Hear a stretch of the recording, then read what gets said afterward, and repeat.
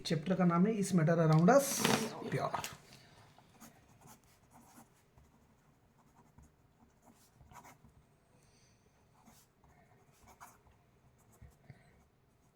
तारीख हो जाती है 17 फरवरी।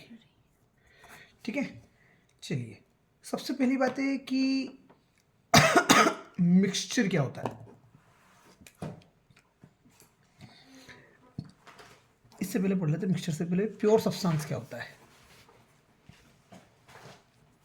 तो कोई भी मटेरियल या कोई भी मैटर जिसके अंदर एक ही टाइप के पार्टिकल्स हैं, सभी एटम्स एक ही टाइप के हैं, समझ में आ रही है? पूरा का पूरा आयरन हो गया जैसे, तो सारे एटम आयरन के होंगे उसमें, तो प्योर सब्सटेंस होता है। It contains single types of particles, एक ही जैसे पार्टिकल्स है सारे। ठीक है, ये हम कह सकते हैं मैटर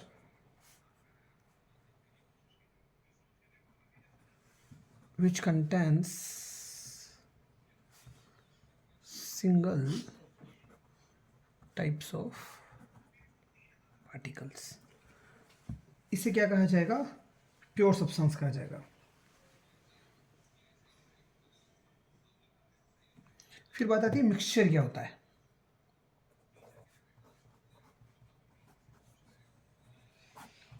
तो mixture it contains two or more pure substance. Pure substance क्या होता है? जिसके अंदर सिंगल एक ही टाइप के पार्टिकल्स हैं। ऐसे दो या दो से ज़्यादा प्योर सब्सटेंस को आप ऐड कर दो, it contains two or more pure substance. ठीक है, मतलब मिक्सचर के अंदर क्या होगा? दो या दो से ज़्यादा क्या होंगे? प्योर सब्सटेंसेस होंगे। कहानी क्लियर है? तो इनके टाइप्स की बात करते हैं।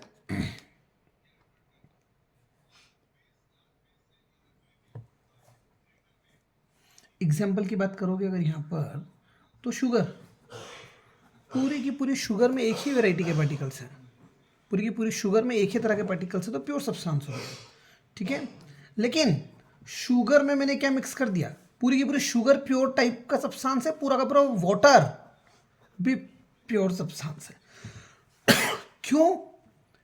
क्योंकि वाटर के अंदर सारे के सारे मॉलिक्यूल्स H2 के तो होंगे, लेकिन जब शुगर में आप वाटर मिला दोगे तो क्या बन जाएगा? शुगर प्लस वाटर, शुगर में वाटर मिला दोगे तो क्या बन जाएगा? हाँ, क्या बन जाएगा? शुगर प्लस वाटर बन जाएगा। बहुत बढ़िया, H2O बन जाएगा, मिक्सचर बन जाएगा बाबू। क्या बन जाएगा? तो शुगर में वाटर मिलाएंगे तो क्या बनेगा? मिक्सचर। तीसरा है types of mixtures. Types of,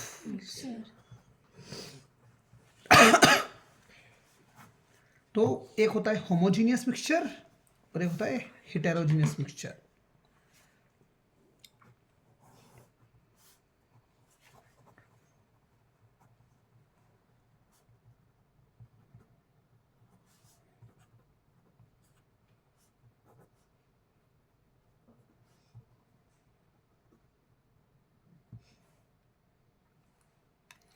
तो होमोजीनियस मिक्सचर का पहला पॉइंट लिखोगे कि ये जो होंगे इसका यूनिफॉर्म कंपोजिशन होगा। यूनिफॉर्म कंपोजिशन का मतलब होता है आपने शुगर में पानी मिलाया, घोला, एक जैसा होगा। आप ऊपर से भी अगर कोई सिप लेंगे या उसके बॉटम से भी होल करके निकाल लोगे लिक्विड, सब जगह टेस्ट एक जैसा होगा। मतलब पूरी की पूरी शुगर में एक जैसे घुल गई। जब एक जैसे घुल जाए तो मिक्सचर कैसा बने? होमोजीनियस मिक्सचर बनता है। समझ में आ रही नहीं आ रही बात? तो होमोजीनियस मिक्सचर का कंपोजिशन कैसा होता है? यूनिफॉर्म। होमोजीनियस मिक्सचर को सॉल्यूशन भी कहा जाता है। होमोजीनियस मिक्सचर्स को सॉल्यूशन भी कहा जाता है। कैसा कंपोजिशन होगा? यूनिफॉर्म कंपोजिशन होगा। After mixing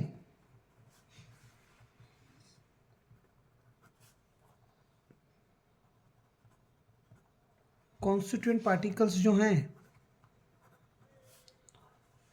can't be distinguished,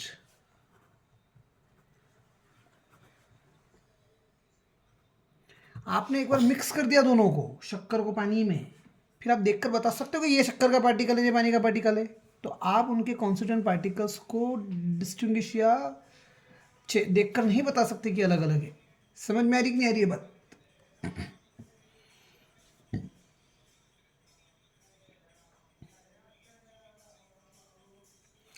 heterogeneous mixture की बात करोगे तो पहला पॉइंट ही क्या हो जाएगा?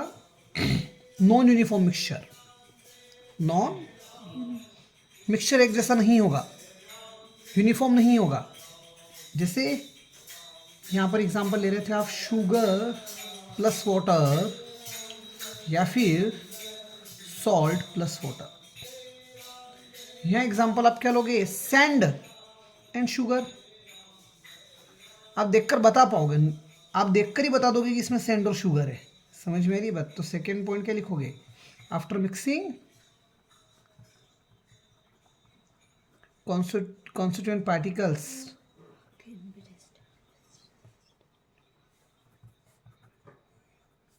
can be distinguished।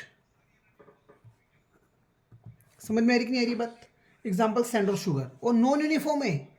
आपने अच्छे खासा मिला दिया परमल सेव को, ऊपर आपको लगेगा परमल ज़्यादा है सेव कम है, नीचे से निकालिए आपने तो सेव ज़्यादा मिली परमल कम मिली। बात समझ में? तो होमोजीनियस मतलब यूनिफॉर्म मिक्सचर नहीं है। यूनिफॉर्म मतलब एक जैसा नहीं होगा, कहीं पार्टिकल्स एक मटेरियल के ज़्यादा हो जाएंगे तो कहीं दूसरे मटेरियल के पार्टिकल ज़्यादा हो जाएंगे, तो कैसा होगा?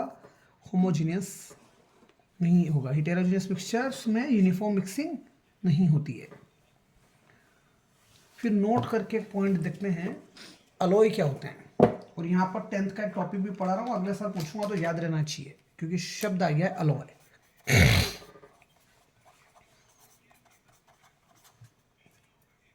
तो अलॉय क्या होते हैं? जब दो या दो से ज्यादा metal, when two or more metals, metals की metal two or more metals or a metal and non metal are mixed, they form alloy. आपसे पूछा अलॉय क्या होता है? तो जब मैं दो मेटल को मिक्स कर दूं, दो मेटल्स को मिक्स कर दूं, या दो से ज्यादा मेटल को मिक्स कर दूं, या फिर एक मेटल ले लो एक नॉन मेटल ले लो, समझ में आ रही बात? तो जो नया मटेरियल मिलेगा वो मुझे क्या मिलेगा? अलॉय। सर मिक्स कैसे करते हैं?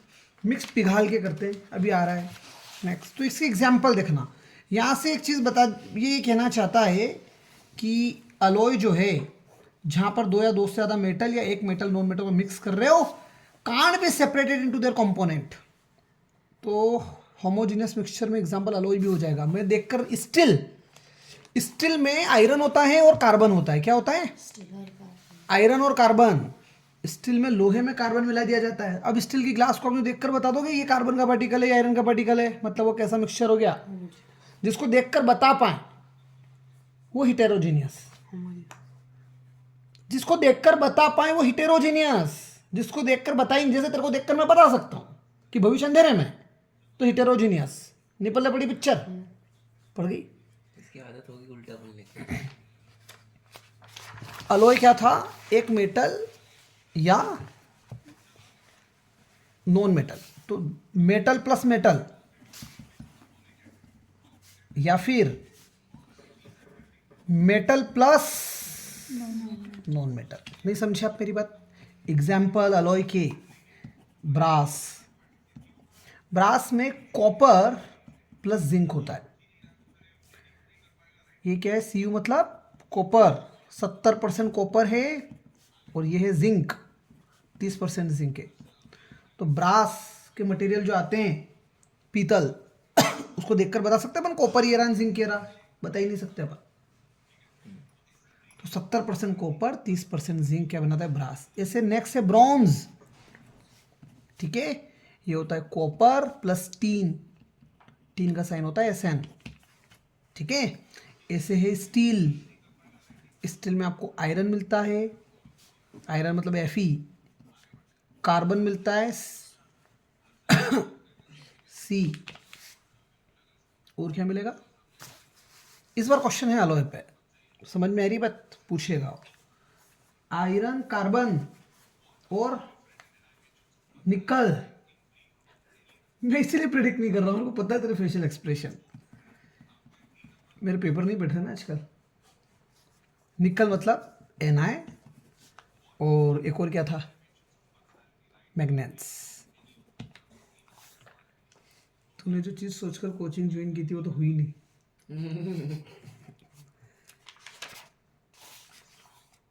अब एंड टाइम पे जाएगी कहाँ। समझ गया मेरी बात, ये क्या था। हमने पढ़ा प्योर सब्सटेंस क्या होता है, सिंगल टाइप के पार्टिकल्स हों।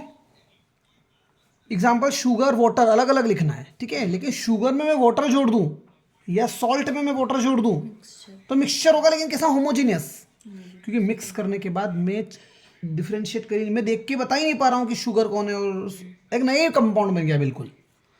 लेकिन यहाँ पर जब गेहूं में आप कंकड़ मिला दो, शक्कर में रेत मिला दो, शक्कर में सॉल्ट मिला, देखकर बता सकते हैं कि ये शक्कर के पार्टिकल है। जहाँ देखकर बता जाए कि शक्कर के पार्टिकल है ये सॉल्ट, तो वो हेटेरोजीनियस। होमोजीनियस को सॉल्यूशन भी कहा जाता है। अलॉय क्या होता है, एक मेटल में दूसरा मेटल ऐड कर दो, एक मेटल में नॉन मेटल ऐड कर दो। नॉन मेटल नहीं। अगर कोई पूछेगा कि क्या नॉन मेटल अलॉय होता है,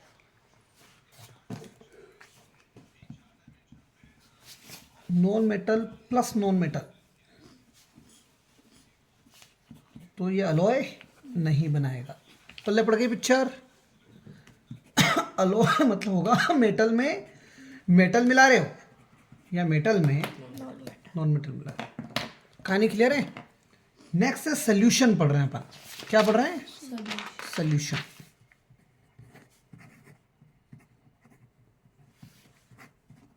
तो देखिए, जिसको मिलाऊं वो सोल्यूट, जिसमें मिलाऊं वो सॉल्वेंट। समझ में आ रही बात। तो सॉल्यूशन क्या होता है, सॉल्यूशन में दो चीजें होती है, एक होता है सोल्यूट और दूसरा होता है सॉल्वेंट। सॉल्वेंट से पहले लोग ये समझते थे कि लिक्विड ही होता होगा, जरूरी नहीं है। हम क्या कर रहे हैं, परमल में सेव मिला रहे हैं। परमल भारी मात्रा में अपने पास ज़्यादा है और सेव कम मात्रा में है। जो ज़्यादा वो सॉल्वेंट, जो कम वो सॉल्यूट। पल्ले पड़ गई पिक्चर। तो जब सॉल्यूट में सॉल्वेंट मिलता है तो क्या बनता है, सोल्यूशन बनता है। सॉल्यूट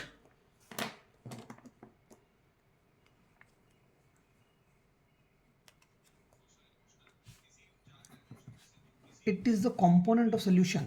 ये क्या है, component of solution that is in less amount. एक तो कम मात्रा में है and added to the solvent. काय में ऐड कर रहे हो, एडेड टू द सॉल्वेंट। समझ में आ रही बात। और सॉल्वेंट कौन है, it is a component of solution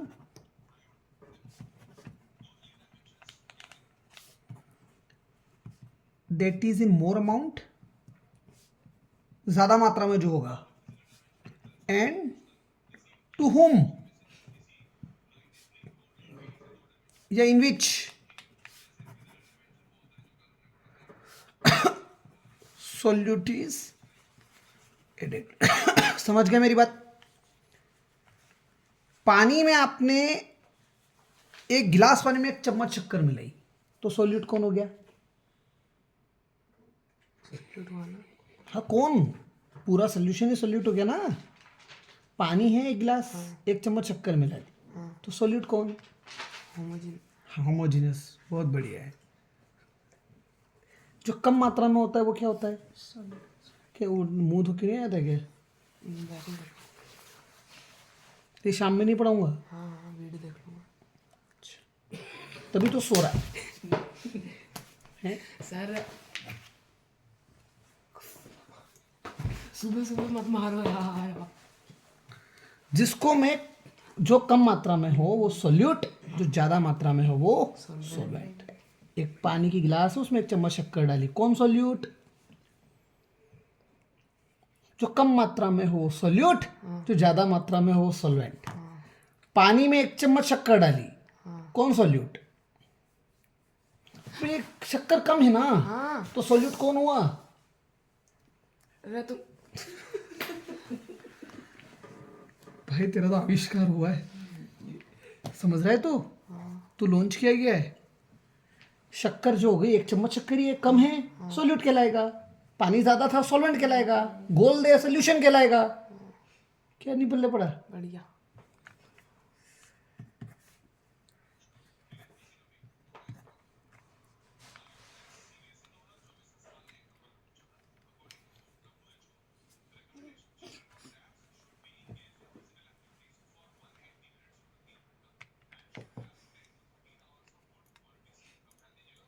examples लिख रहा हूं मैं इसके।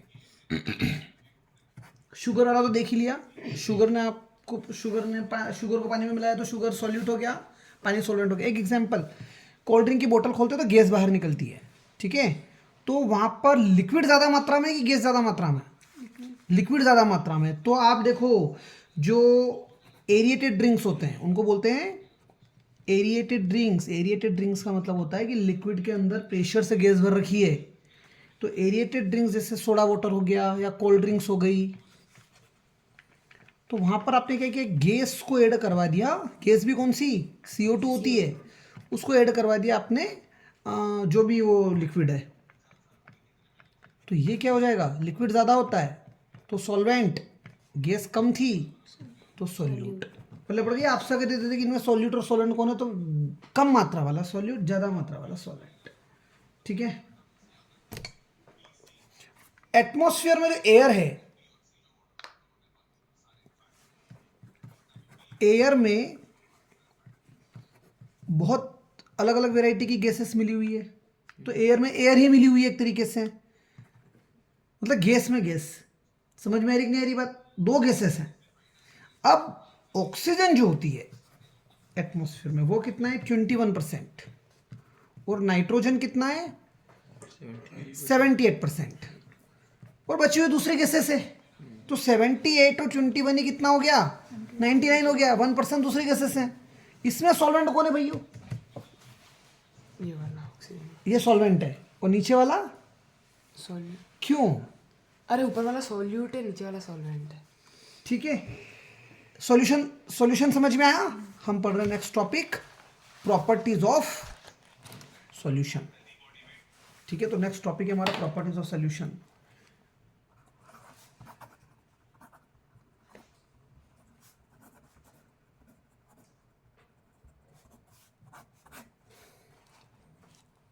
प्रॉपर्टीज ऑफ सॉल्यूशन का पहला पॉइंट है, आपसे पूछे सॉल्यूशन क्या होता है तो आप लिख दीजिएगा, it is a homogeneous mixture.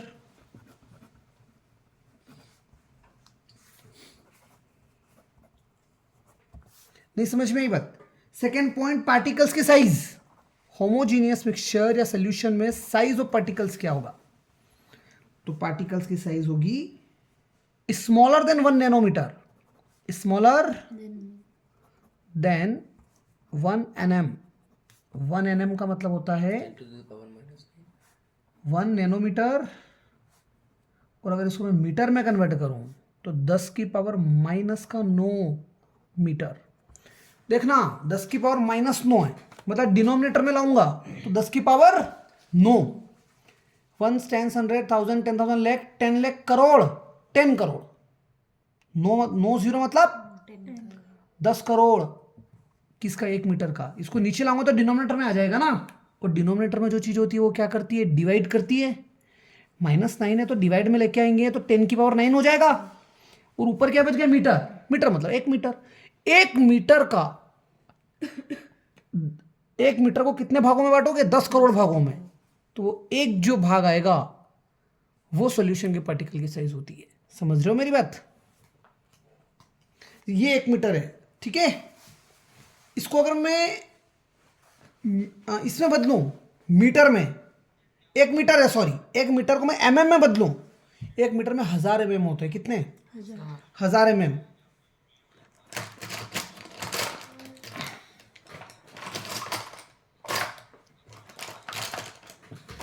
Scale 1000 mm मतलब ये होता है कि 1 mm कितना होता है, 1 mm मतलब ये एक पॉइंट से एक पॉइंट, जिसे शुरू में देखोगे आप तो ये 2 लाइन जो दिख रही है ना, ये 1 mm हो गया। पल्ला पड़ रही पिक्चर, ऐसे इतने टुकड़े, ये पीस दिख रहा है आपको, ऐसे 1000 टुकड़े लूंगा तो 1 mm बनेगा, 1 मीटर बनेगा, सॉरी, यहाँ तक बनाने के लिए इस साइज के टुकड़े कितने लूंगा, 1000। तो वैसे 1 मीटर के कितने भाग करूं, 10 करोड़, तो 10 करोड़वा भाग जो होगा वो क्या देगा आपको, 1 नैनोमीटर की साइज देगा। इतनी छोटी साइज होती है एक पार्टिकल की। कहानी क्लियर है। तीसरा, the particles can't be scene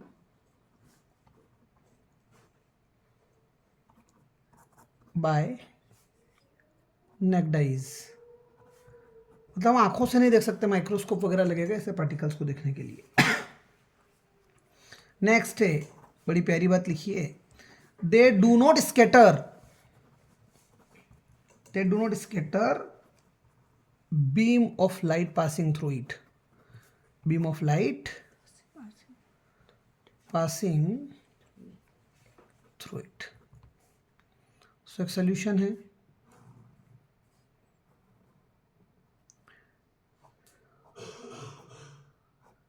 आपने लाइट पास करी,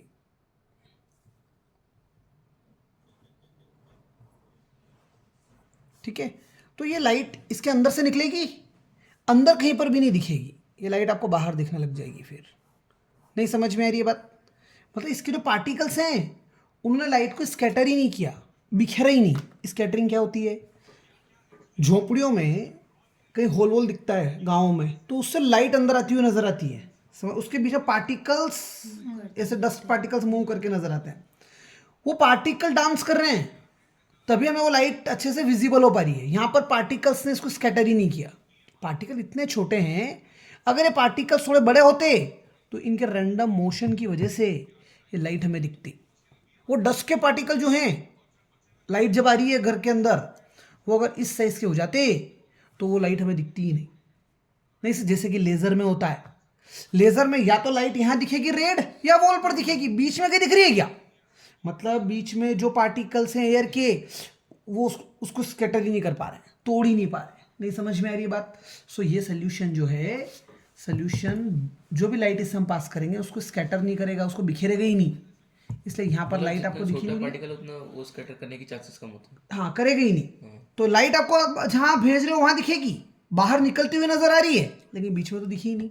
नहीं समझ में आए तो आप लिख के आएंगे, दे do not scatter beam of light passing through it, इसीलिए पाथ ऑफ लाइट विजिबल नहीं होता। कहानी क्लियर है कि नहीं क्लियर है।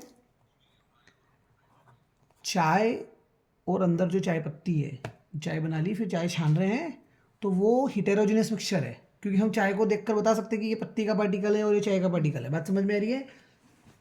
अरे अच्छे से उसको स्टीयर कर रहे हैं तो चाय पत्ती के पार्टिकल्स, अदरक के पार्टिकल्स दिखेंगे कि नहीं दिखेंगे, कि मिक्स हो जाएंगे, तो हम डिफ्रेंशिएट नहीं कर पा रहे। हमें पता पड़ रहा है ये चाय है और ये पत्ती है, चाय मतलब वो मिल्क जो पूरा शक्कर का जूस बन गया। समझ में आ रही बात।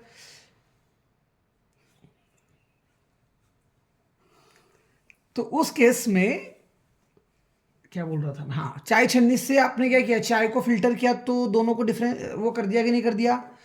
चाय उससे जो छन्नी आती है उसे गेहूं से मिट्टी के पार्टिकल्स अलग कर सकते हैं कि नहीं कर सकते हैं। सो फिल्ट्रेशन कर सकते हैं हिटेरोजीनियस का, होमोजीनियस को फिल्टर आउट नहीं किया जा सकता। तो एक और प्रॉपर्टी क्या लिखोगे इसकी, कि सॉल्यूट पार्टिकल्स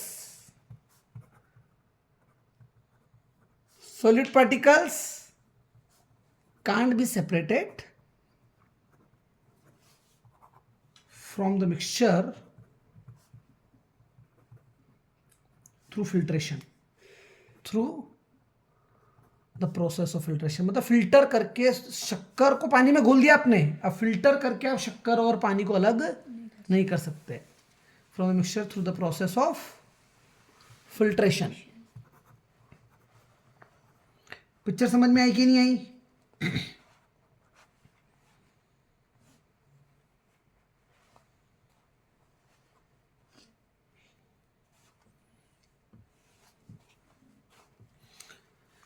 तो 5 पॉइंट लिखकर आना आप, प्रॉपर्टीज ऑफ सॉल्यूशन। अब हम पढ़ रहे हैं कंसंट्रेशन ऑफ सॉल्यूशन में 3 टॉपिक्स। कंसंट्रेशन ऑफ सॉल्यूशन में हम ले लेते हैं, एक तो डाइल्यूट सॉल्यूशन क्या होता है, दूसरा है कंसंट्रेटेड सोल्यूशन क्या होता है, और तीसरा हम पढ़ेंगे सैचुरेटेड सोल्यूशन।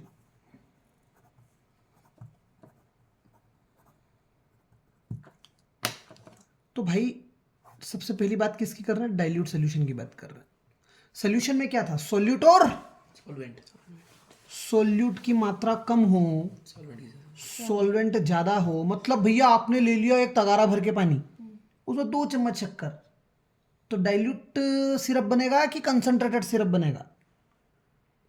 तगारा भर के पानी नहा ले, उसमें 2 चम्मच आपने क्या डाली, शुगर, तो बहुत कम मात्रा में सोल्यूट है ना, तो ऐसा सोल्यूशन कैसा होगा, डाइल्यूट सोल्यूशन होगा। समझ में आ रही बात। कंसंट्रेटेड सोल्यूशन की बात करते हो। अब अपन ने क्या किया, एक तगारे पानी में 1 तगारा शक्कर या 2 तपेली 3 तपेली, तो मिठास अच्छी खासी होगी कि नहीं होगी, तो कंसंट्रेटेड सोल्यूशन। कंसंट्रेटेड सोल्यूशन में सोल्यूट की मात्रा एप्रिशिएबल है, ज़्यादा तो नहीं कह सकते सॉल्वेंट से, बट वेरी लेस सोल्यूट लिखो, यहाँ लेस देन सॉल्वेंट नहीं लिखना है, वेरी लेस VRY। मेरे को स्पेलिंग याद नहीं, तेरे सब्जेक्ट की स्पेलिंग भूल गया मैं। Very less amount of solute added to the solvent, तो क्या बनेगा, डाइल्यूट सोल्यूशन बनेगा। Appreciable amount of solute, appreciable amount of solute add कर रहे हैं आप। एप्रिशिएबल मतलब सफिशिएंट मात्रा में इन द सॉल्वेंट। आपको कैसा सोल्यूशन मिलेगा, कंसंट्रेटेड। लेकिन ये दोनों ही अनसैचुरेटेड का पार्ट है। कैसा, अनसैचुरेटेड सोल्यूशन का। अब हम पढ़ रहे हैं सैचुरेटेड सोल्यूशन। समझ में आ रही कि नहीं आ रही बात, क्या पढ़ रहे हैं इसका मतलब ये है, आपने पहले 1 गिलास पानी लिया, 1 गिलास पानी में मिठास, नींबू शरबत बना रहे हो तो मिठास करने के लिए कम से कम 3 चम्मच शक्कर लग रही है, ठीक है। आपने पहले 1 चम्मच ही शक्कर मिलाई, कि नींबू शरबत जो भी बनेगा उसमें स्वाद आएगा, शक्कर तो घोली ना, तो सोल्यूशन कैसा हो गया, डाइल्यूट। फिर आपने कहा नहीं यार, कम से कम 3 चम्मच शक्कर तो डालनी ही पड़ेगी, तभी वो अप्रोप्रिएट जूस बन पाएगा यार, उसमें मिठास आएगी, तो वो कैसा सोल्यूशन हो गया, कंसंट्रेटेड। अब यह आया, चम्मच पे चम्मच डाले गया, चम्मच पे चम्मच डाले गया, बात समझ में आ रही है, पता ही नहीं है ना, तो घोलते जा रहे हो, घोलते जा रहे हो, घोलते जा रहे हो, एक स्टेज ऐसी आ गई और शक्कर घोलोगे तो घुलेगी क्या, फिर आके बोला ऐसे जूस पी लो साहब। समझ में आ रही है बात, सुना है, देखा है, गुड। तो सैचुरेटेड सोल्यूशन क्या होता है, सैचुरेटेड सोल्यूशन क्या होता है, जिसमें और सोल्यूट ऐड कर ही नहीं सकते। व्हेन नो, आपने 1 चम्मच शक्कर डाली, घुलते गए, 2 डाली, घुलते गए, 3 डाली, घुलते गए, और डालते गए, डालते गए, डालते गए, डालते गए, ऐसी स्टेज आ गई when no more solute, when no more solute is added to the solvent या फिर solution, at that stage the solution is said to be saturated। इस स्टेज पर सोल्यूशन कैसा होगा, सैचुरेटेड। नहीं समझ में आई बात, क्या किया, कल वाली कॉपी के फोटोज नहीं खींचे थे ना अपन ने, एक, हाँ याद दिलाना मेरे। तो ये हो गई सोल्यूशन की पिक्चर, अप्रोक्सीमेट कंप्लीट, अभी बच रहा है कुछ।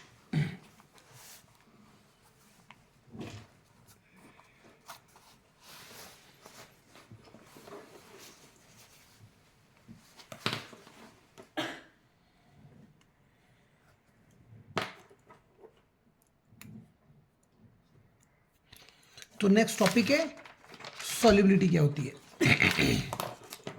सॉल्युबिलिटी।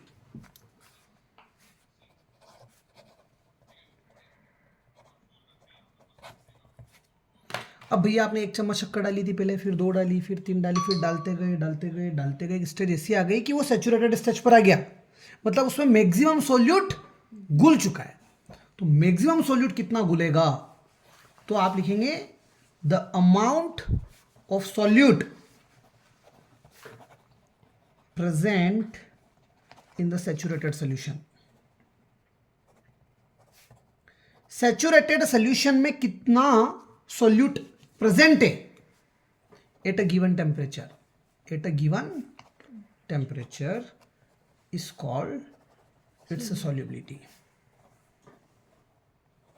किसी भी सॉल्वेंट में सोल्यूट मिक्स करते जा रहे हो तो सोल्यूशन को उस स्टेज पर ले गए हम कि वो सैचुरेटेड सोल्यूशन हो गया, मतलब उसमें और सोल्यूट डिसॉल्व.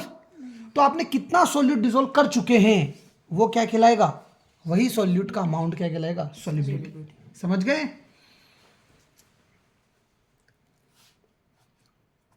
तो अनसैचुरेटेड की भी डेफिनेशन लिख ही लेते हैं.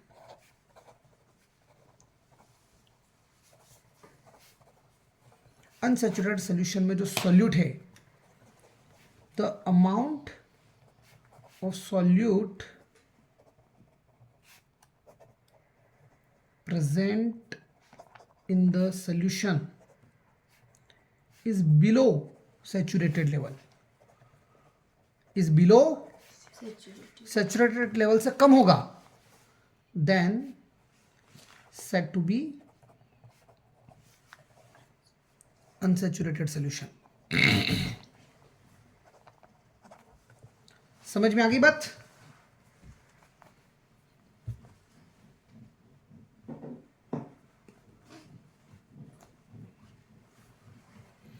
अब बात आती है कंसंट्रेशन ऑफ सोल्यूशन क्या होता है. सारी चीजें मैं अच्छे से लिख रहा हूं भैया, मैं जो लिख रहा हूं पढ़ डालना अच्छे से. कंसंट्रेशन ऑफ अ सॉल्यूशन, तो आप लिखेंगे सोल्यूट और सॉल्वेंट था, आप लिख दो mass of solute. Mass of solute ऊपर और नीचे लिख दो, मास लिख सकते हैं और नीचे लिखते हैं, वैसे तो लिखते हैं वॉल्यूम ऑफ सॉल्यूशन लिखते हैं. क्या लिखते हैं, अगर आप मास सोल्यूट का ऊपर लिख देते हो और वॉल्यूम सॉल्यूशन के नीचे लिख देते हो, समझ में आ रही है बात. कहीं कहीं ऐसा भी रिप्रेजेंट कर सकता है, मास वॉल्यूम कोई भी चीज़ ले लो ऊपर और नीचे भी मास और वॉल्यूम में से कोई भी चीज़ ले लो. समझ में आ रही कि नहीं आ रही बात. लेकिन ऊपर लेना क्या है, सोल्यूट का मास या फिर वॉल्यूम. नीचे सॉल्वेंट नहीं है, नीचे पूरा का पूरा सोल्यूशन है. ये आपको क्या दे देगा, कंसंट्रेशन. समझ में आ रही कि नहीं आ रही बात.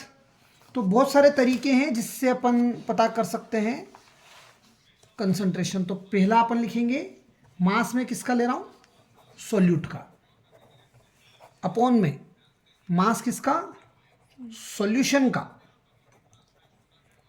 मल्टीप्लाइड बाय 100 कर देंगे. इसको बोलते हैं mass by mass percent. Mass by mass percent. समझ में आ रही है बात. सेकंड में लिख रहा हूं मास ऑफ सॉल्यूट अपॉन में volume of solution multiplied by 100.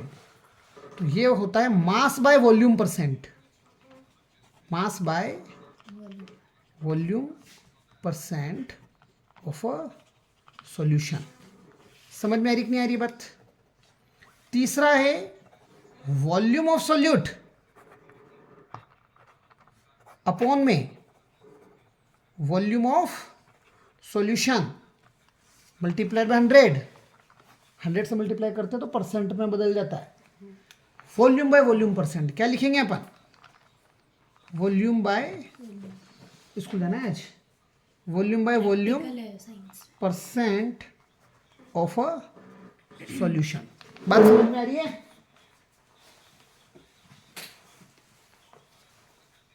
पढ़ाई रिमोट इधर उधर गई, टाइम देखना पड़ेगा.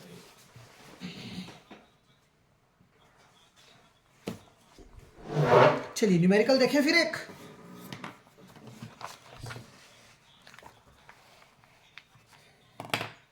क्वेश्चन देखो, एग्जाम्पल 2.1. एक सोल्यूशन है जिसमें 40 ग्राम कॉमन सॉल्ट है.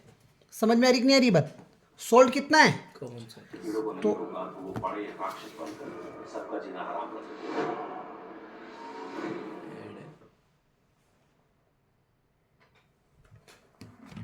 मास ऑफ कॉमन सॉल्ट दे दिया आपको. ये आपको कितना दिया, 40 ग्राम और यहाँ दे दिया मास ऑफ वाटर 320 ग्राम। भैया सॉल्यूट कौन है और सॉल्वेंट कौन है बताओ जल्दी इधर। अरे इधर नहीं है रे, इनमें से सॉल्यूट और सॉल्वेंट कौन है? सॉल्यूट ये रहा, सॉल्वेंट ये। हाँ, तो ये हो गया सॉल्यूट क्योंकि ज़्यादा मात्रा में है, कम मात्रा में। कम मात्रा में, और ये सॉल्वेंट। ठीक है, अब आपको बोल रहा है calculate the concentration in term of mass by mass percent. तो मास बाय मास परसेंट का आंसर क्या होगा?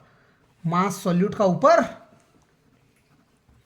मास सॉल्वेंट का नीचे, volume of solution. Mass by mass percent है, मास बाय, और दोनों ही मास दे रखे हैं। जब mass by volume they, mass by volume, तब मास बाय वॉल्यूम करेंगे।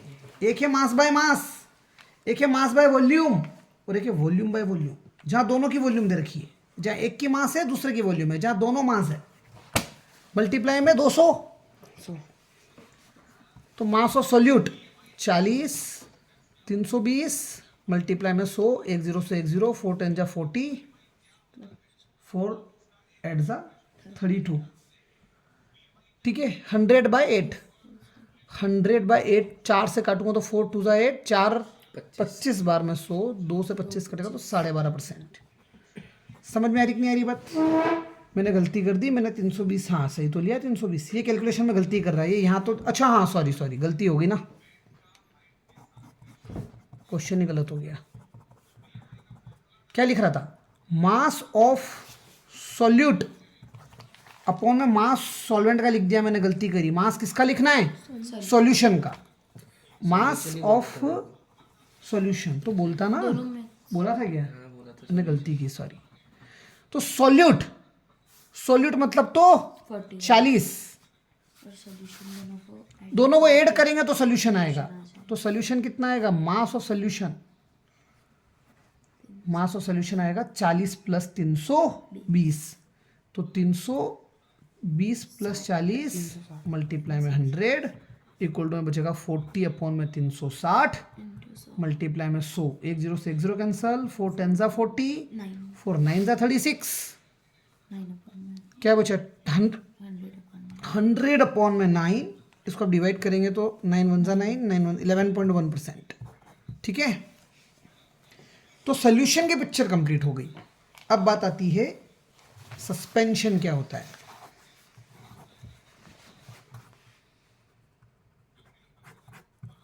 ठीक है, सो नेक्स्ट टॉपिक हो गया आज का suspension.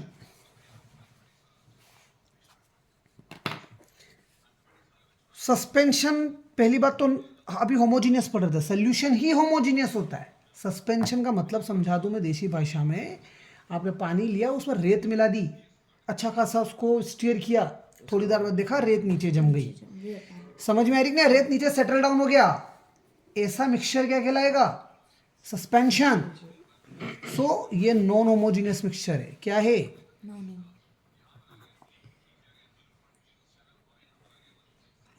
Non homogeneous mixture suspension होता है।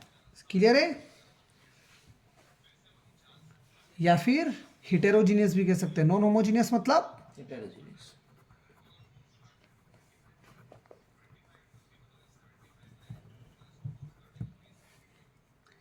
तो यहां होता क्या है? Solute particles do not dissolve in solvent. solute solvent में dissolve ही नहीं होगा, but remain suspended, suspended मतलब ऐसे ही पड़ा रहेगा उसके अंदर, घुलेगा ही नहीं। समझ में आई बात? Example, sand plus water. समझ गए? नॉन होमोजीनियस को हिटेरोजीनियस भी कहते हैं। सोल्यूट डिजोल्व ही नहीं होता सॉल्वेंट में। एग्जांपल लिख देना, रेत का पानी में। क्लियर है कहानी? अब नेक्स्ट है प्रॉपर्टीज ऑफ सस्पेंशन पढ़ रहे हैं अपन।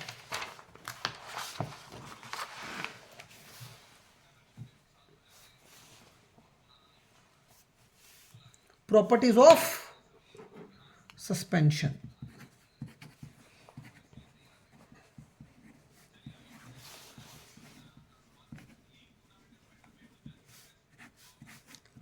तो सस्पेंशन की पहली प्रॉपर्टी क्या है ये? Heterogeneous है. Heterogeneous heterogeneous mixtures. आप रेत को पानी में घोलोगे और फिर देखोगे तो रेत दिखेगी पानी में घुली हुई, तो आप लिखेंगे particles can be seen with necked eyes, मतलब अपने को खुली आंखों से पार्टिकल्स दिख जाएंगे। समझ में आ रही कि नहीं आ रही बात? नेक्स्ट है it scatter beam of light. It scatter a beam of light passing through it.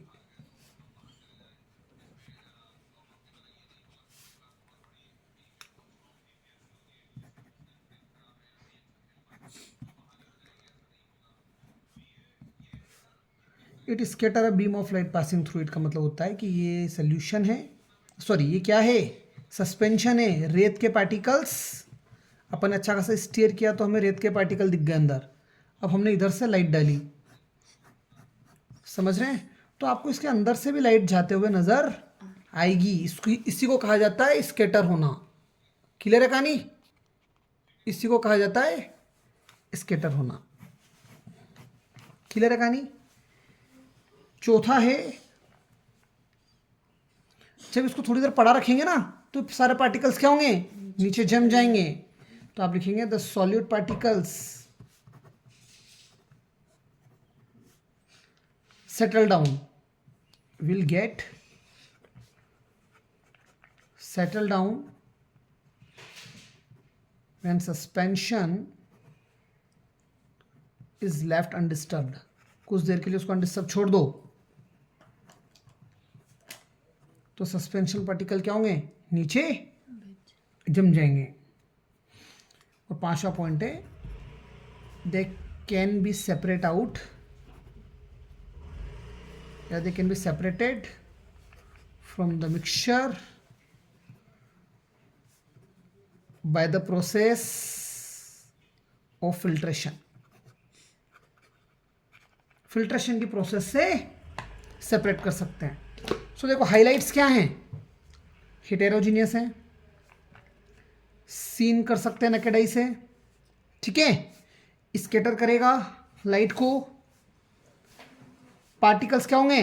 Settle down हो जाएंगे, और लास्टली क्या होगा? सेपरेटेड फिल्ट्रेशन के थ्रू। इस तरह से अंडरलाइन करके आ सकते हो आप हाइलाइट्स। समझ में आई बात? जब आप आंसर लिख रहे हैं तो इस तरह से हाइलाइट्स कर देंगे तो उसको समझ में आ जाएगा कि आप कहना क्या चाह रहे हैं। पहली लाइन में आपका शब्द क्या हो गया? हिटेरो, scene with naked eyes, light को स्कैटर करेगा, सेटल हो जाएगा नीचे, और सेपरेट कर सकते हो फिल्ट्रेशन से। ये प्रॉपर्टीज किसकी हो गई? सस्पेंशन की। नेक्स्ट पॉइंट है आज का कोलाइडल सोल्यूशन। क्या पढ़ रहे हैं?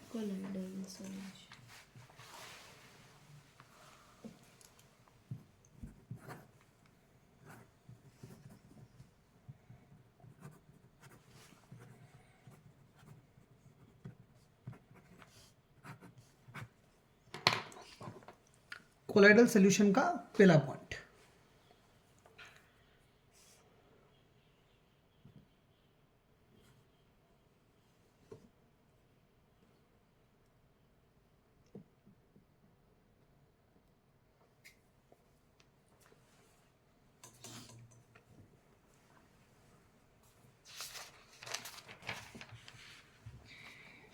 चलिए पहले अपन कोलाइडल सोल्यूशन की प्रॉपर्टी से लिख डालते हैं तो उससे समझ में आ जाएगा कि होता क्या है।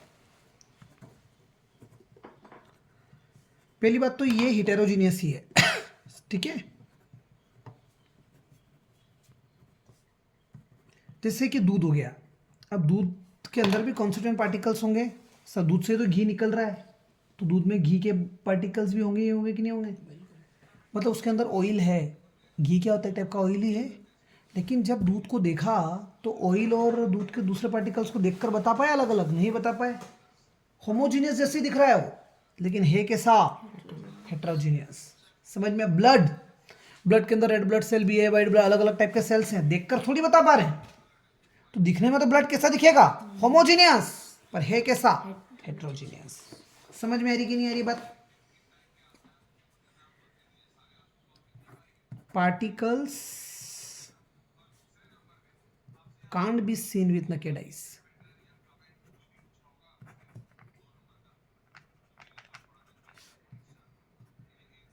तो पार्टिकल्स को आप नहीं देख सकते, ब्लड के जो पार्टिकल्स हैं जिससे बना हुआ उनको अपन नहीं देख पा रहे हैं, ठीक है, but it scatter the light passing through it.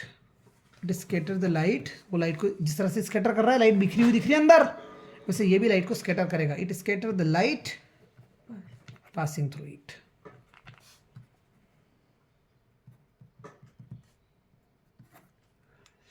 थोड़ी देर अनडिस्टर्ब रखने पर पार्टिकल्स कभी भी नीचे सेटल डाउन नहीं होंगे, जैसा कि कहाँ हो रहा था, सस्पेंशन में हो रहा था। सस्पेंशन में रेत के पार्टिकल नीचे सेटल हो गए थे, तो आप लिखेंगे particles will not gate settle down when left undisturbed. थोड़ी देर के लिए आप छोड़ दोगे यूं ही तो रेत के पार्टिकल तो नीचे जम रहे थे सस्पेंशन में, इसमें नहीं जमेंगे। When left undisturbed. नींद आ रही है? नेक्स्ट है सेपरेशन। हर प्रॉपर्टी में 5-5 शब्द, 5-5 अपन ने वो लिखे हैं पॉइंट्स, सॉल्यूशन में भी, सस्पेंशन में भी और कोलाइड्स में भी। कोलाइड्स में फिल्ट्रेशन से सेपरेट नहीं होगा, ब्लड के पार्टिकल्स को फिल्ट्रेशन से सेपरेट नहीं कर सकते, can't be separated through filtration, but can be separated by a process known as centrifugation. By centrifugation. क्या होता है सेंट्रीफ्यूगेशन? तो इसका एग्जांपल बताता हूं मैं। नींद आ रही है? सेंट्रीफ्यूगेशन क्या होता है? डेयरी वाले जो होते हैं ना, वो अपने घर पे तो हम क्या करते हैं, दूध का पहले दही जमाते हैं, फिर दही की छाछ बनती है, फिर मक्खन निकलता है, उससे घी बनाते हैं। समझ में आ रही है बात? डेयरी या बड़ी बड़ी कंपनीज में क्या होता है, दूध को कंटेनर्स में भर दिया, ठीक है, और ऐसी रोटेटरी मशीन है जो रोटेट करेगी, उसमें वो सिलेंडर से आड़े लगा दिए और उसको रोटेट कर रहे हैं बहुत ज़्यादा स्पीड पर। समझ में आ रही है बात? तो जो दूध के अंदर लाइट पार्टिकल्स हैं वो तैर कर ऊपर आ जाएंगे और भारी पार्टिकल्स नीचे रह जाएंगे। तो लाइट पार्टिकल कौन होता है? घी के पार्टिकल्स होते हैं, वो ऊपर आ जाते हैं। समझ में आई बात? सो ये पैक्ड दूध जो आता है, इसे घी सेपरेट कर लिया जाता है ऐसे ही। सो दूध क्या है? कोलाइडल सोल्यूशन है, वहाँ फिल्ट्रेशन से थोड़ी घी सेपरेट किया, सेंट्रीफ्यूगेशन। क्या करेंगे आप? ये जो मेरी फिंगर्स दिख रही हैं, मान लीजिए कि ये टेस्ट ट्यूब्स हैं, ठीक है, टेस्ट ट्यूब्स को थोड़ा सा यूं इंक्लाइन किया ताकि जब ये रोटेट हो तो लिक्विड बाहर ना आए। यूं कर देंगे तो क्या होगा? बाहर आ जाएगा। इस तरह से रख के सब में क्या भर दिया? मिल्क भर दिया, और फिर इनको बहुत स्पीड पे रोटेट करते हैं, ठीक है। जब रोटेट करते हैं तो कितना बटर, कितना फैट ऊपर आ रहा है, उस आधार पर डिसाइड किया जाता है कि मिल्क की क्वालिटी कैसी है। अलग अलग किसान दूध लेके आ रहे हैं ना, तो इस तरह से लेबोरेटरीज में चेक किया जाता है। क्लियर है कहानी? तो सस्पेंशन हो गया, कोलाइडल सोल्यूशन हो गया।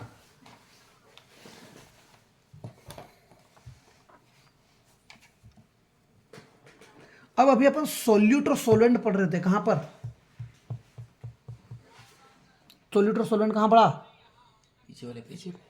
ऐसे थोड़ी बोल रहा हूं मैं, पीछे वाले पीछे पढ़ा, सोल्यूशन में पढ़ा। कहां पढ़ा? शुगर सोल्यूट था, पानी सॉल्वेंट बना रहे थे, 1 चम्मच शुगर थी, 1 गिलास पानी था, तो ऐसे बोलना चाहिए, ठीक है।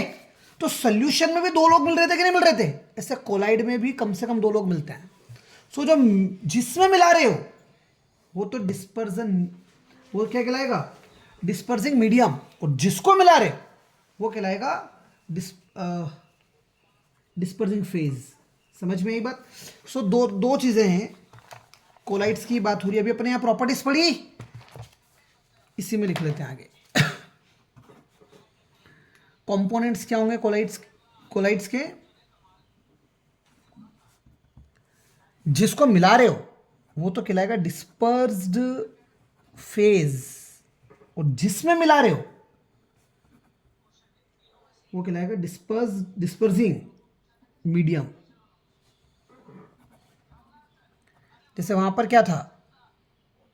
सॉल्यूट था और सॉल्वेंट था, ऐसे यहां पर डिस्पर्स्ड फेज और डिस्पर्सिंग मीडियम हो गए।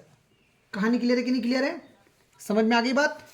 अगर आपसे पूछे डिफरेंस कर दो इनका, सॉल्यूट का, कोलाइड्स का और सॉल्वेंट का।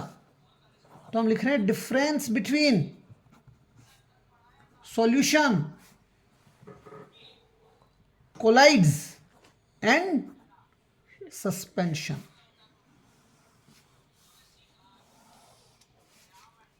तो आप सबसे पहला डिफरेंस क्या लिख कर आएंगे? साइज। दूसरा क्या लिखेंगे? साइज के बाद second one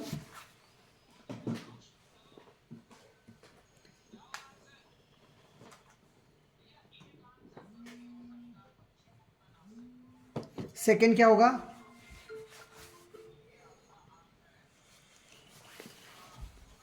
scene with naked eyes or not? Seen with.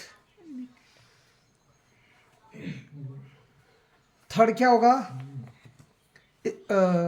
Scattering of light. Fourth क्या होगा? Particle settle down, particles will get settle down or not?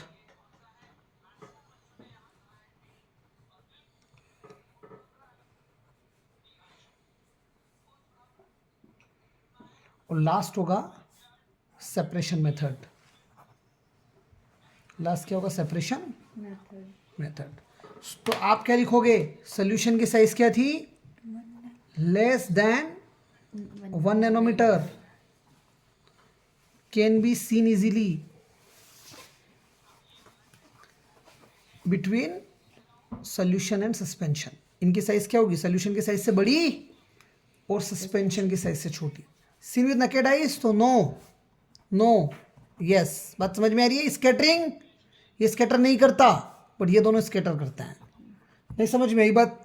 Particle will get settle down. Colloids में, solution में colloids ने भी blood रखा था, blood के particle settle down नहीं हो रहे थे कोलाइड्स में, लेकिन रेत सेटल डाउन हो रही थी। तो यस। सेपरेशन मेथड की बात करोगे तो filtration can't be filtered, can't be. यहाँ पर फिल्टर से फिल्ट्रेशन हो जाएगा, FIL, मेरी कोई स्पेलिंग ही भूल गया। और यहाँ पर सेंट्रीफ्यूगेशन। समझ में आ गई बात? इस तरह से डिफरेंस लिख कर आ जाओ, दैट्स ऑल। पहले बड़ी पिक्चर। नेक्स्ट हम पढ़ रहे हैं टाइप्स ऑफ कोलाइडल सॉल्यूशन। बड़ी इंटरेस्टिंग टॉपिक है। Types of colloidal solution. थक गए? चैप्टर निपटना है। अरे एक पेज बच रहा है बस, चैप्टर निपटना है भैया। टाइप्स ऑफ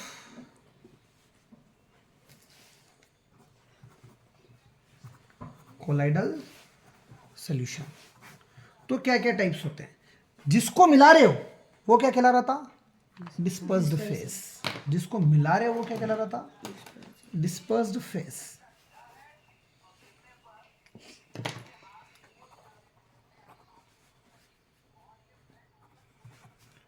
जिसमें मिला रहे हो वो क्या कहलाएगा? मीडियम। Dispersing medium. तो कैसा बनेगा वो लिखेंगे, कैसा टाइप बनेगा ना, कैसे टाइप का कोलाइडल सॉल्यूशन बनेगा वो लिखेंगे। और यहां लिखेंगे अपन एग्जांपल। समझ में आ रही कि नहीं आ रही बात? तो सबसे पहले मैं तमाम डिस्पर्सिंग मीडियम ले लेता हूं। समझ में आ रही बात? पहले क्या करते हैं? आटा लेते हैं, फिर नमक डालते हैं, तो आटा सॉल्वेंट हो गया या डिस्पर्सिंग वो हो गया। तो जिसमें मिला रहे हैं उनके सारे नाम लिख देता हूं। गैस होगा, ये याद करने का भी तरीका हो जाएगा। फिर से गैस लेंगे, 2 बार गैस लिया, 3 बार लिक्विड ले लो, लिक्विड लिक्विड लिक्विड, और 3 बार सॉलिड ले लो। नहीं समझ में आ रही है बात? पीछे जाते से टेबल बना देना तो एग्जाम्पल याद रह जाएंगे। डायरेक्ट वो तो एक पूछेगा कोई भी इनमें से, तो आप तो क्या करना, 2 गैस लिखे, 3 लिक्विड लिखे, 3 सॉलिड लिखे, डिस्पर्सिंग मीडियम में। तू कहाँ खोया हुआ है? नींद आ रही है? नहीं, नींद आई तो इतना टाइट बैठा नहीं था।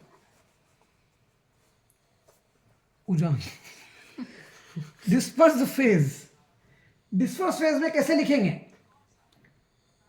बहुत प्यारी बात लिखी इसने, liquid solid gas, liquid solid gas. हाँ, अब देखो यहां लिखने का तरीका। सबसे पहले क्या लिखोगे आप? लिक्विड, फिर लिखोगे सॉलिड, फिर लिखोगे गैस। इस सीक्वेंस को फिर से लिखो। लिक्विड, सॉलिड गैस, नहीं समझ रहे हो कैसे लिखवा रहा हूं? Gas gas, liquid liquid liquid, solid solid solid, liquid solid gas, liquid solid gas, फिर लिक्विड, फिर सॉलिड, फिर वही सीक्वेंस, लेकिन गैस के लिए तो जगह ही नहीं बची, तो liquid solid gas, liquid solid gas, liquid solid gas ही लिखना था, लेकिन ठीक है यही खत्म होता है, 8 ही होते हैं। पहले पढ़ गई पिक्चर। टाइप क्या बनेगा वो देखो आप। तो सबसे पहला टाइप जो बन रहा है,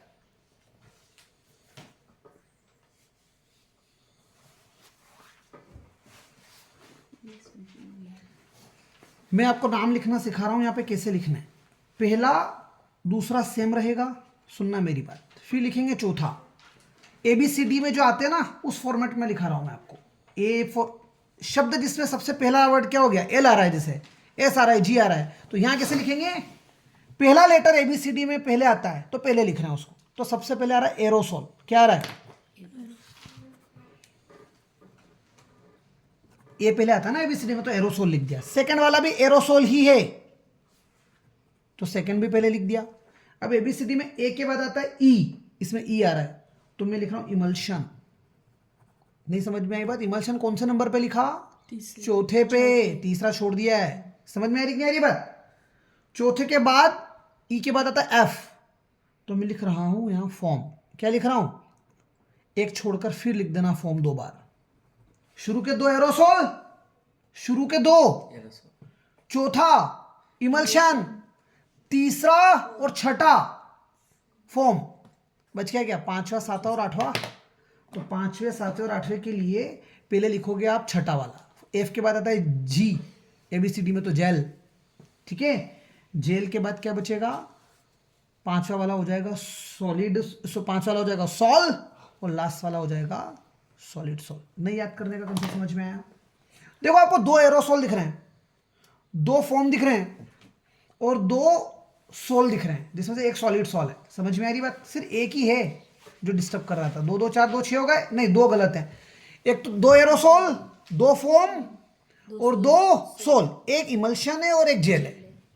तो आपको इमल्शन चौथे नंबर पे लिखवा दिया था मैंने शुरू में, तो हमें पता पड़ गया कि चौथे नंबर पे तो क्या आएगा? इमल्शन। पहले दूसरे पे तो ए से आ रहे थे तो एरोसोल हो गए। तीसरे पे क्या हो गया? फॉर्म। तीसरे पे फॉर्म था तो तीसरे का डबल कर देना, छठे पर भी बच क्या? 5वां। 5वें पर सोल, छठे के बाद 7वें पर जेल, और लास्ट वाला भी सोल, लेकिन सॉलिड। नहीं समझे मेरी बात? सीक्वेंस बता, ये वाली सीक्वेंस बोल दे बस। 8 है ये। अच्छा, ये कैसे याद रखोगे मैं बता दूं। याद करके चल जाओ, याद करके चले। कैसे? ऐसे ऐसे याद नहीं हुए? ऐसे भी कर लूंगा, वैसे भी कर लूंगा। मेरी बात सुनो, क्या लिखा इधर अपन ने? यहाँ पर क्या लिखा? Gas gas, liquid liquid liquid, solid solid solid. यहाँ पर क्या लिखा? Liquid gas solid, liquid gas solid, sorry liquid solid gas, liquid solid gas, liquid solid. इधर आओगे तो एरोसोल, एरोसोल, तीसरा छोड़ा इमल्शन चौथे पर, फिर तीसरे पर फॉर्म, छठे पर भी फॉर्म, 7वें पर जेल, 5वां और 8वां छूटा हुआ है। 5वें पर सोल, 8वें पर सॉलिड सोल। नहीं समझ में ये बात? अब एग्जाम्पल्स की बात आती है। तो एग्जाम्पल्स में आपने लिक्विड को गैस में मिलाया, मतलब ज्यादा मात्रा किसकी है?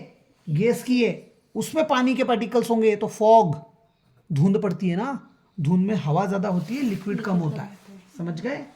दूसरा, गैस में सॉलिड मिलाया, धुआं, धुआं ही गैस है, उसमें सूटी पार्टिकल्स मिलते हैं ब्लैक ब्लैक, तो स्मोक। नेक्स्ट क्या हो गया? स्मोक। अब लिक्विड में गैस मिला रहे हो, कोल्ड ड्रिंक बेस्ट एग्जांपल क्या हो गया? समझ में आ रही बात? अरे आज ही पढ़ा था, लिक्विड में, कोल्ड ड्रिंक में, सॉफ्ट ड्रिंक में CO2 मिला रखा था, तो लिक्विड में क्या मिला रखा है? गैस, तो कोल्ड ड्रिंक। लिक्विड में लिक्विड, मिल्क बेस्ट एग्जांपल। फिर क्या है? लिक्विड में सॉलिड, मड। लिक्विड में सॉलिड का एग्जांपल क्या हो गया? कीचड़ जो होता है उसमें सॉलिड मिट्टी में मिला रखा है, मिट्टी को सॉलिड में मिला रखा है। नेक्स्ट क्या? सॉलिड के अंदर गैस, सॉलिड के अंदर गैस का एग्जांपल स्पंज, अभी मैं साफ करके गया वो क्या है? सॉलिड है, उसके अंदर हवा थी, सॉलिड ज्यादा था, तो स्पंज। ऐसी बातें तो बहुत जल्दी समझ में आ जाती तेरे को। क्या? तेरी मुस्कुराहट देख। फिर क्या है? सॉलिड में लिक्विड, सॉलिड है और उसके अंदर लिक्विड होगा, तो इसका एग्जांपल लिखना आप जेली, जो वो आती है ना टॉफीज वगैरह, जैम वगैरह। जेली में क्या होता है? सॉलिड होता है, उसमें लिक्विड है। और सॉलिड के अंदर सॉलिड का एग्जांपल अंटियां होती है, कंचे, कंचों में कलर दिखता है, हरे कलर का कंचे में व्हाइट कलर की लाइन दिख रही है, तो सॉलिड में सॉलिड दिख रहा होगा। समझ में आ रही कि नहीं आ रही बात? बॉल्स, बॉल्स ना। कंचे कंच उनको बॉल्स बोलते हैं, हम तो यार अंटियां बोलते हैं, कंचे बोलते हैं। कलर्ड जेमस्टोन भी लिख सकते हो। नहीं समझ में आई बात? इसको याद करने का तरीका समझ में आ गया? क्या क्या है? Gas gas, liquid liquid liquid, solid solid solid. इधर क्या लिखोगे? Liquid solid gas, liquid solid gas, liquid solid. अब देखो हाँ, यहां पर तीसरे वाले में क्या था? एरोसोल एरोसोल, तीसरा छोड़ा। तीसरे में फोम था ना। अरे तो अभी छोड़ रहे हैं ना, याद, तीसरा छोड़ रहे हैं, चौथे पे इमल्शन। अब चौथे का तीसरे पर क्या है? फॉर्म। तो छठे पर भी फॉर्म, सातवें पर जेल, पांचवें पर सोल, आठवें पर सॉलिड सोल। एग्जाम्पल, गैस में लिक्विड डालनी है, फोग। गैस में सॉलिड डालना है, स्मोग। लिक्विड में गैस डाल रहे हो, कोल्ड ड्रिंक। लिक्विड में लिक्विड डाल रहे हो, मिल्क। लिक्विड में सॉलिड डाल रहे हो, लिक्विड के अंदर सॉलिड, मैं भूल गया। लिक्विड के अंदर लिक्विड के अंदर सॉलिड, मड, मैं भूल गया। पानी में क्या किया? मिट्टी गोली ना, तो लिक्विड में सॉलिड डाला। सॉलिड में गैस डाल रहे हो, स्पंज। सॉलिड में लिक्विड डाल रहे हो, सॉलिड के अंदर लिक्विड, जेली। ये दो मैं भी भूल गया था, याद रखना। एक तो लिक्विड में सॉलिड डालते हैं तो मड, और सॉलिड में लिक्विड डालते हैं तो जेली, और सॉलिड में सॉलिड तो कंचे, जेमस्टोन्स, कलर्ड जेमस्टोन। समझ में आ रही कि नहीं आ रही बात? तो कोलाइड्स भी कंप्लीट कर लिया अपन, समझा?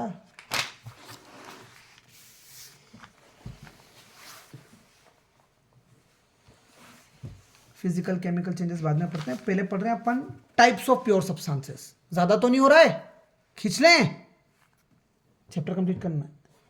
टाइम क्या हो गया? हाँ बताना। 7 बजने में 2 घंटे बाकी है। तो बहुत टाइम है, तो 7:30 पे जाना है ना, आधा घंटा है।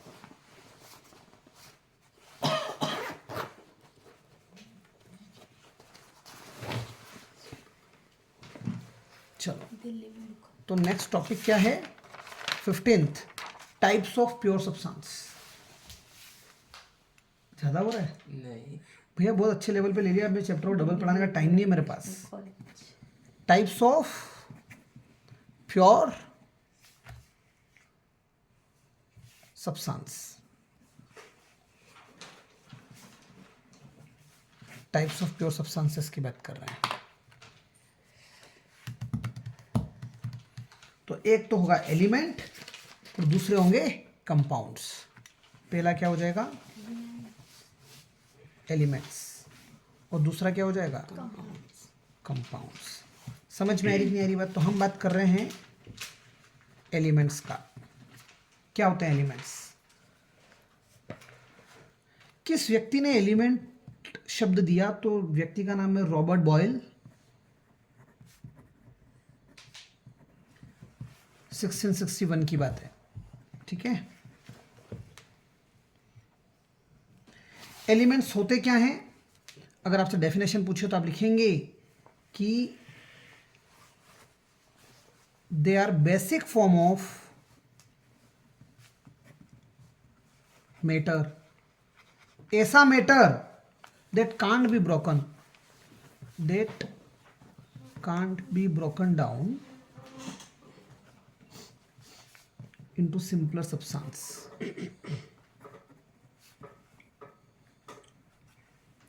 by chemical changes, by chemical reactions या changes। बड़ी प्यारी बात लिखी है, डेफिनेशन पढ़ के जाना।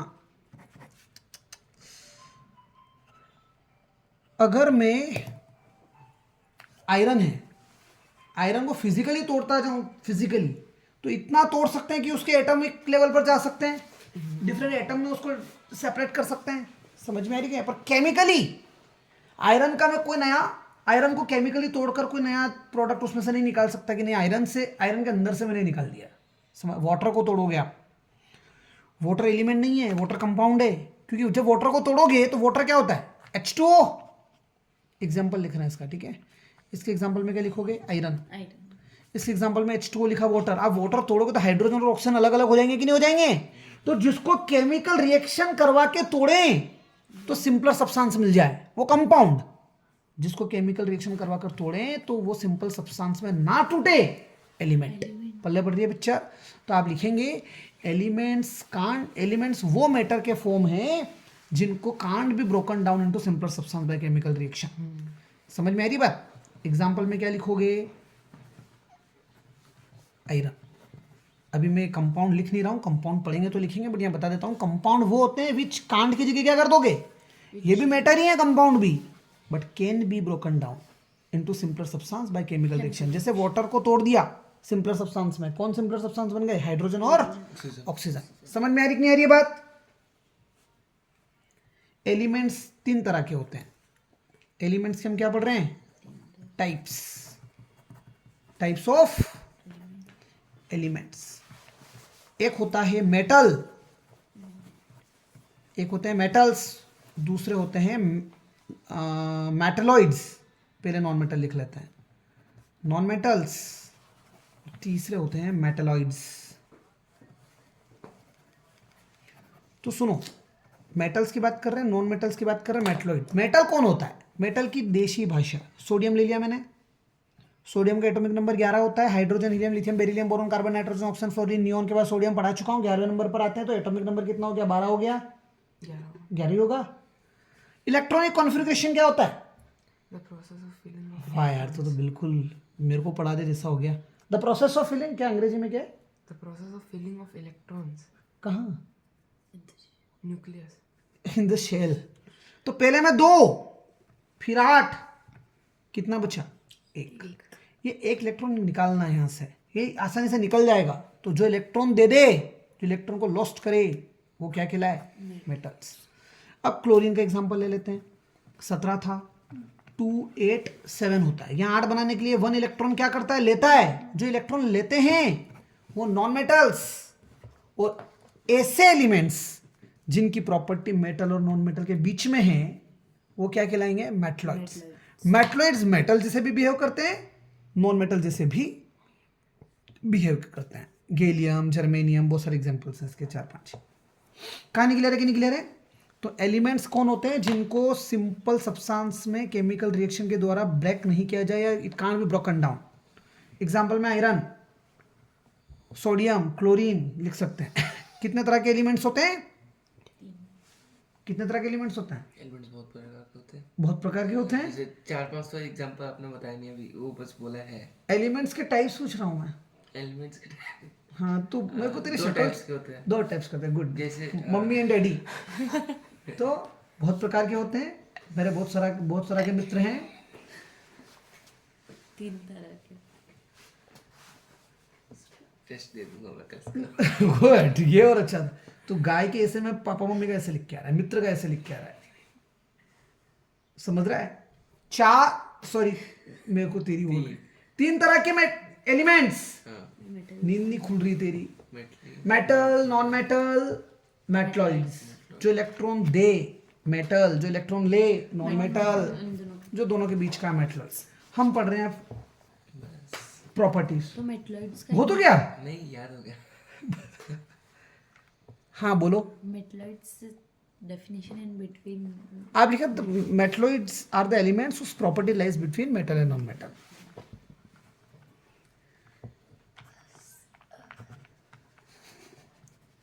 कल कंटिन्यू करें यहाँ से? नहीं तो टेस्ट दो फिर, एक धुआं ना खींच कर।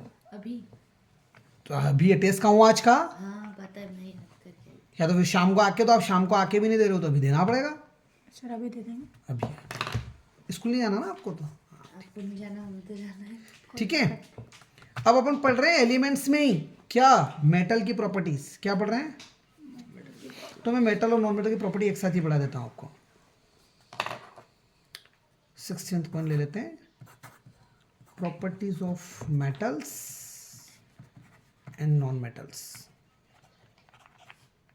एक तरफ मेटल हो जाएगा, एक तरफ नॉन मेटल हो जाएगा। बात समझ में आ रही कि नहीं आ रही है? मेटल जो होते हैं वो हार्ड होते हैं। कैसे होते हैं? ये सारे सॉफ्ट होते हैं। एक्सेप्ट लिख देना, एक्सेप्शन लिखते जाना, EXCEPT, except sodium and potassium. K मतलब पोटेशियम, Na मतलब सोडियम। सारे सॉफ्ट होते हैं एक्सेप्ट डायमंड, डायमंड कार्बन का ही फॉर्म है, डायमंड कार्बन का ही फॉर्म है। कार्बन के 3 फॉर्म होते हैं, 4 होते हैं वैसे, पर 3 फॉर्म लिखो आप। तो कौन कौन से? ग्रेफाइट, डायमंड और एक और है C60, बकनिस्टर फुलरेंसो, 10th में पढ़ेंगे अपन। तो एक्सेप्ट डायमंड, डायमंड शब्द लिखा है मतलब हम कार्बन को ही लिख रहे हैं। सेकेंड, दे आर लस्टरियस,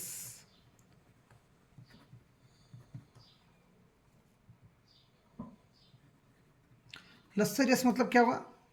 शाइन करते हैं। लस्टरियस मतलब शाइनिंग अपीयरेंस, चमक होती है इनमें। समझ में आ रही बात? यहां पे लिखोगे नॉन लस्टरियस, नॉन लस्टरियस, लेकिन एक्सेप्शन लिखना पड़ेगा, एक्सेप्ट आयोडीन। आयोडीन एक ऐसा नॉन मेटल है जो शाइन करता है, जबकि है क्या? नॉन मेटल सॉफ्ट होते हैं, नॉन मेटल शाइन नहीं करते। मेटल हार्ड होते हैं, मेटल चमकते हैं, शाइन करते हैं। तीसरी प्रॉपर्टी आप लिखेंगे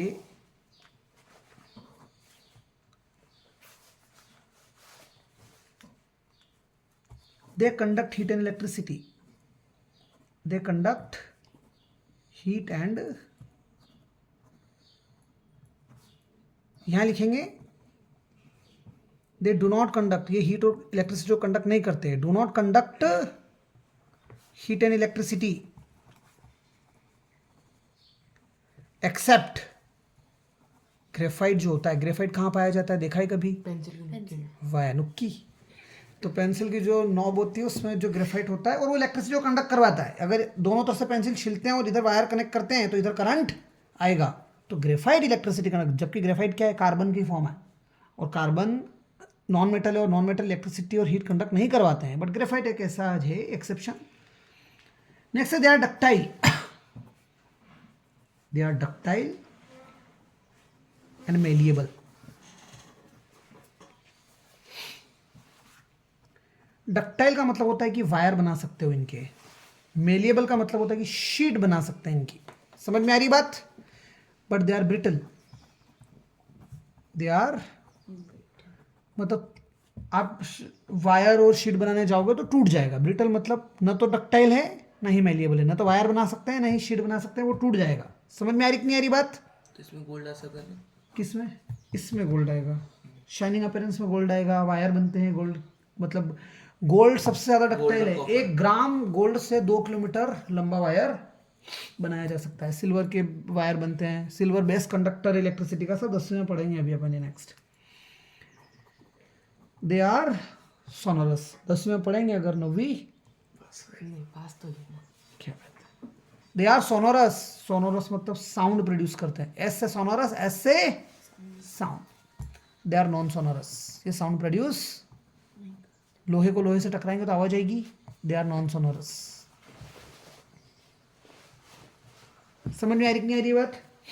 एग्जाम्पल इसके गोल्ड, गोल्ड का सिंबल याद रखना AU, बहुत कम आएगा आगे। अभी आज ही पढ़ा था अपन एक जगह टीन, अलॉय में टीन को क्या लिख रहे थे? SN। जिंक ZN, और लिख देता हूं मैं लीड, ये जो याद रखने PB। Silver AG, mercury HG। समझ में आई बात? और यहां पर एग्जांपल में लिखोगे आप carbon, iodine, chlorine, bromine, sulphur, oxygen, hydrogen. पहले पड़ गई पिक्चर। नेक्स्ट